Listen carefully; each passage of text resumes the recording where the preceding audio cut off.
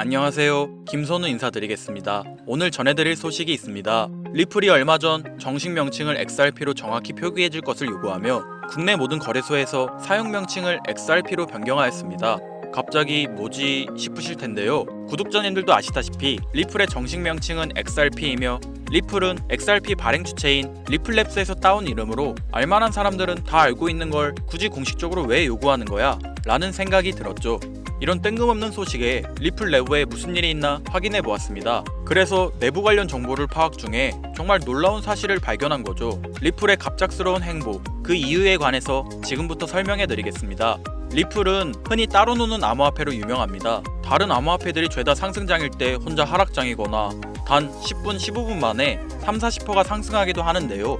변동성이 크다는 건 그만큼 사람들에게 많은 관심을 받고 있다는 반증이기도 합니다. 때문에 리플은 작은 움직임에도 큰 변동성을 보여주는데요. 리플이 사용 명칭을 XRP로 변경한다고 공식 발표한 날 같이 나온 기사입니다. 코인데스크에 따르면 트럼프 주니어는 뉴욕에서 열린 온더 서밋에 등장해 가상화폐는 미국 패권의 미래이며 과도한 규제로 가치를 잃게 해서는 안 된다고 주장했다. 여기 보시면 현 미국 대통령 트럼프의 장남이 암호화폐를 지지하는 발언을 하고 미국 대통령 트럼프 본인도 암호화폐를 지지하며 암호화폐 시장이 상승장이 되어야 하는데 오히려 리플은 하락장을 보이고 있죠. 아니 리플은 왜 기사를 내고 관심을 끌면서 시장은 하락장인 거야? 여러분 뭔가 이상하지 않으신가요? 그런데 이런 비슷한 행보가 작년 11월에도 있었다는 겁니다. 시장에는 변화가 없는데 리플이 사람들 관심을 끌던 11월 결과는 어땠죠? 한 달 만에 500% 상승, 3달 만에 1000% 상승. 놀라운 결과를 보였습니다. 그건 트럼프 당선 때문에 그렇다 하실 분들 있을 겁니다. 물론 그것도 맞는 말입니다. 하지만 여기서 중요한 건 리플이 큰 폭등을 이루기 전에 사람들 관심을 끌고 어떠한 호재가 터지면서 어마어마한 상승장을 보여준다는 겁니다. 그런데 여러분, 제가 아까 말씀드렸죠. 리플의 내부 관련 정보 파악 중에 놀라운 사실을 발견했다고. 사람들의 이목 집중, 그리고 비밀적인 내부 움직임. 느낌이 딱 오시지 않나요? 리플의 비밀 행보 지금부터 공개하겠습니다. 버크셔 해서웨이라는 기업 많이 들어보셨죠? 버크셔 해서웨이는 세계적인 투자 지주 회사로 워렌 버핏의 회사로 매우 유명한 회사입니다. 시총이 무려 1000조나 되는 어마어마한 규모의 회사이죠. 이런 버크셔 해서웨이가 가지고 있는 대표적인 회사, 어떤 회사가 있을까요? 그중 하나가 바로 아메리칸 익스프레스입니다. 아실 분들은 아시겠지만 아메리칸 익스프레스는 신용카드사와 은행업을 중심으로 한 미국에서 가장 큰 규모의 회사 중 하나이자 금융업의 대표 주자이죠. 그리고 특징은 아메리칸 익스프레스는 워렌 버핏의 버크셔 해서웨이가 최대 주주로서 무려 20%가 넘는 지분을 보유하고 있죠.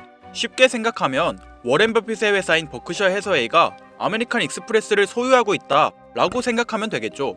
또한 뱅가드 그룹이 6.3%, 블랙록이 6.1%를 보유하고 있는 전망이 좋은 기업이라는 겁니다. 이런 아메리칸 익스프레스는 리플의 핵심 파트너입니다.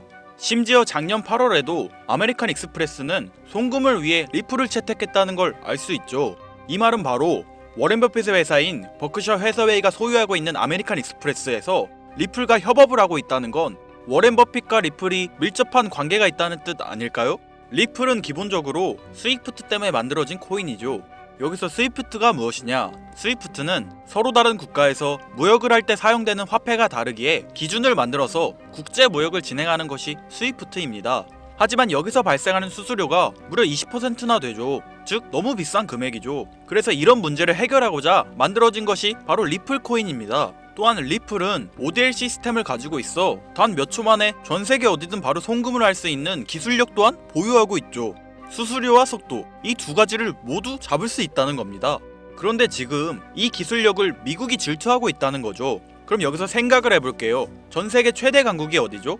네, 미국이죠. 미국은 우스갯소리로 미국과 나머지 전 세계의 국가들이 전쟁을 펼쳐도 미국이 밀리지 않을 거라는 이야기가 있을 정도의 강대국입니다. 단적인 예로 미국의 2022년 국방비 순위를 보시면 미국의 국방비 금액이 2위인 국가부터 10위인 국가의 국방비를 합친 것보다 무려 23%나 많은 금액을 국방비로 쓰고 있다는 겁니다.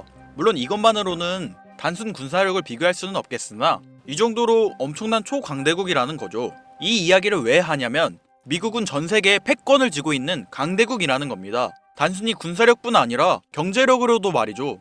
요즘 시대는 힘으로 찍어 누르는 시대보다 자본주의 세상이기에 경제 패권이 엄청나게 중요하다는 거예요. 지금 전 세계 공용화폐로 쓸 수 있는 유일한 화폐는 바로 달러입니다.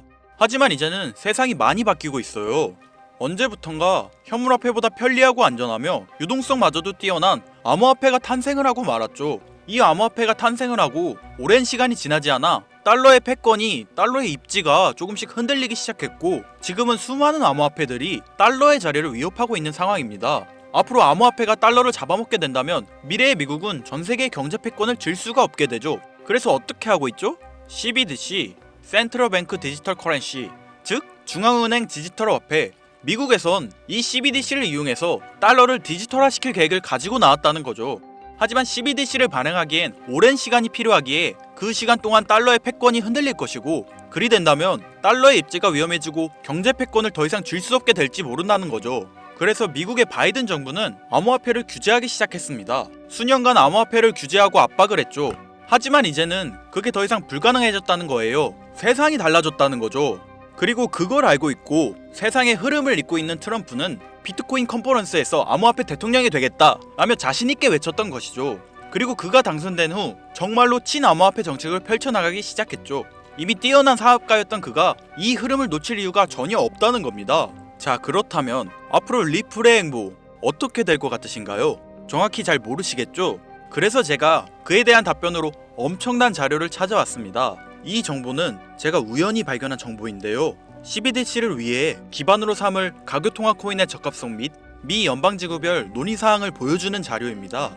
여기에 보시면 보스턴, 뉴욕, 필라델피아, 애틀랜타, 시카고 등등등 수많은 미국 지역들의 통합 예측 자료가 나오고 있죠. 여기에서 아래로 쭉 내려보면 크로스링키드, 즉 가교통화로서의 적합성을 보여주는 표가 있습니다. 대부분의 코인들이 부적합이라고 나와 있습니다. 하지만 여기 리플과 시바이누가 보류라고 표기되어 있는 걸 확인할 수 있었습니다. 뭐 그럴 수 있어요. 리플은 법적 공방이 남아있고 시바이누는 탈중앙화를 목적으로 나온 코인이다 보니 어찌 보면 CBDC와는 어울리지 않을 수 있죠. 하지만 다르게 생각해보면 두 코인 모두 세계 어디든 자유롭게 금융 서비스를 제공받을 수 있다 보니 이보다 더 뛰어나고 자유로운 가교통화가 있을 수 있을까? 라는 생각도 들긴 했죠. 그런데 여기서 저는 충격적인 내용을 확인할 수 있었어요. 여기 보이시나요? 시바이누조차 보류로 나와 있는데 이 생소한 코인이 적합이라고 나와 있었습니다. 진짜 너무 생소한 코인이었어요. 그래서 이 코인의 정보를 좀 찾아봤는데 정말 신기할 정도로 정보가 없었습니다. 그런데 바이낸스에는 이 코인이 상장이 되어 있더라고요. 그래서 저는 의구심이 들었습니다. 전 세계 은행을 이을 수 있는 가교통화 자리에 아무도 모르는 코인이, 그것도 정보도 별로 없는 코인이 리플과 시바이누보다 높은 자리를 선점하고 있다?